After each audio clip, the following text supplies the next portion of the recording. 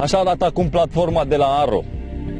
Aici era clădire lângă clădire, linie de montaj lângă linie de montaj. După 50 de ani de existență, uzina Aro a ajuns praf și pulbere.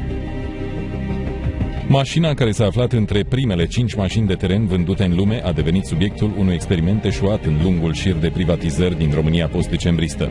Aro, un brand al României, este acum adânc îngropat sub ziduri derăpânate și hale care stau să cadă. Totul a fost tras de pe fața pământului, furat sau vândut la fier vechi. Chiar dacă pășești pentru prima dată în Mușcel, îți dau lacrimile când vezi ce a rămas în urmă. Am fost cel mai necăjit om. Și acum sunt foarte bine. Că eu tot nu explic de ce au închis uzina. Ce interes au fost așa mari să închidă uzina? Eu zic că este peste toate mașinile de teren. Cea mai bună mașină de teren. Și de întreținut și cu murcă. Înainte de 1989, Aro era una dintre monedele de schimb ale regimului Ceaușescu cu țări din întreaga lume. Pentru mașinile de teren primeam măsline, banane sau minereuri de fier, necesare economiei aflate în plină industrializare. Gloria a venit în anii 70 și 80, când la Mușcel s-au produs aproape 400.000 de automobile, majoritatea fiind exportate în 100 de țări din întreaga lume. Întreaga zonă era susținută economic de Aro și chiar dacă în ultimii ani nu fusese îmbunătățită, mașina din Câmpul Lung era un produs greu accesibil pentru marea masă a populației. Din 1990, grupuri de interes au început să poarte un război cu un final previzibil, sfârșitul lui Aro. Am încercat să vorbim cu cei care au condus Aro în primii ani de după Revoluție, directorii Ioan Juvelcă și Mihai Mărțișor Ciobanu. Ne-am izbit de refuzuri categorice. Nu mă bag în treburile astea. Sunt treburi vechi, apuse, am alte probleme acum. Astea erau numai gogoși, pentru că ei n-aveau interesul să privatizeze nimic. Justin Preoteasa, specialist în comerț exterior și director general într-o perioadă neagră la Aro. Sub conducerea sa, uzina din Câmpul Lung s-a îndreptat rapid spre colaps. E o schemă clasică făcută de niște investitori, de niște cetățeni americani.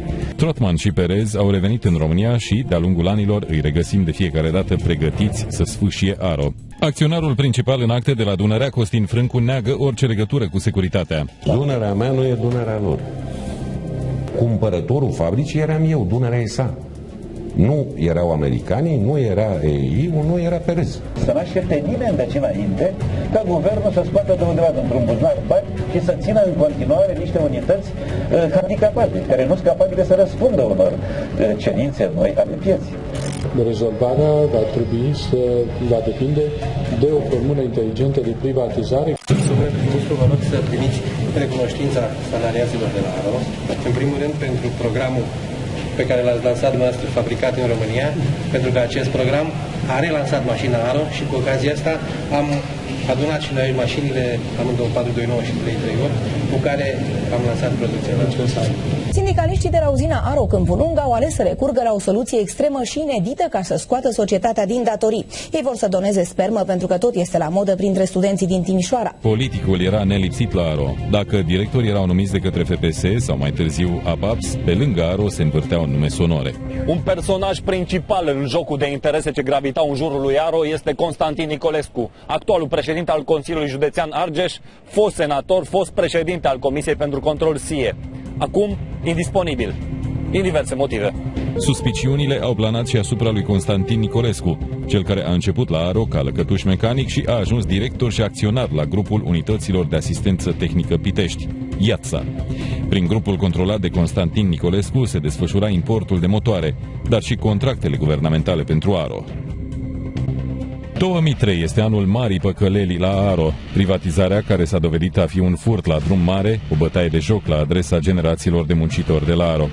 Statul român scoate Aro la privatizare, după ce și-a dovedit incapacitatea de a gestiona o întreprindere cu un potențial uriaș.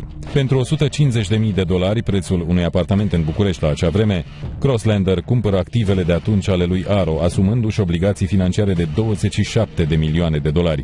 Am avut și am în continuare discuții și cu APAPS și cu Muședescu și primul ministru se interesează aproape săptămânal. Este făcută o soluție, să spunem, improvizată. Analiza este făcută și din punct de vedere al continuității producției. Nu s-a respectat nicio lege, nu s-a respectat nimic. Trebuia să ascundă niște mari hoții. Ei au furat cu acte. Contractul ăsta e făcut cu picioarele. Și rezultatele se văd până astăzi și ponoasele, din păcate, le trag oamenii de acolo. Eu nu cred în soluția anunțată de APAC. Cel care a devenit proprietar lui Aro nu este un constructor de automobile, din câte știu este un distribuitor care încearcă să vândă. Pe lângă asta s-au mai vândut și tone de fier vechi sub justificarea simplă că erau utilaje casate. Cel care a semnat aceste vânzări este Iustin Preoteasa, la acea oră director general. Acum să știți că de-abia mă țin pe picioare când văd așa ceva, mi-e rău. Vă spun sincer, mi-e rău. Când văd așa ceva, mi-e rău. Luptam cu colegii mei, cu muncitorii și cu sindicaliștii să nu ajungem în situația asta. Inginerul Marin Bădița este unul dintre ultimii angajați de pe platforma Aro. Câți ani ați lucrat la Institutul de Cercetări? 35 de ani. 35 de ani. Câte mașini ați făcut? Nu, eu n-am făcut. Le-a făcut fabrica. Eu am conceput. Cât? 6 modele. De la bara din fața la bara din spate. Eu am fost ultimul care am stins butonul la Aro, care am plecat din Aro. Pentru a ne demonstra de ce erau în stare cei de la Aro, Marin Bădița ne-a făcut cunoștință cu un bolid mai deosebit. Asta e Olțit sau Aro? E Aro, pentru că numai caroseria este de Olțit. Și asta este să puneți în producție? Da, este concepută în anul 1989 și trebuia să intre în fabricați, dar după 90 s-au schimbat evenimentele și concepția oamenilor. Și modelul acesta a fost 3 luni la București, la Ministerul Industriilor, l-au văzut japonezii, după care au lansat pe piață Suzuki Vitara. Uite, partea față este identică. Partea față, să spuneți mie, dacă nu seamănă cu Suzuki Vitara. Pentru cele întâmplate la Aro nu a fost nimeni tras la răspundere, deși cercetări penale au început încă din 2005. După mai bine de 8 ani de anchete, autoritățile competente au stabilit că nu este nimeni vinovat pentru dezastrul de la Aro Câmpul Lung.